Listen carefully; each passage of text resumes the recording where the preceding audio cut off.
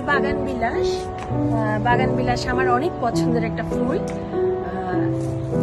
এটা অনেক রকমের হয়, সাদা, হলুদ, গোলাপি। আমার এখানে আছে কয়েক রকমের। অনেক সুন্দর, অনেক বড় হয় গাছটা, দেখতে অনেক ভালো লাগে। এটা কাঠগোলাপ, খুব সুন্দর,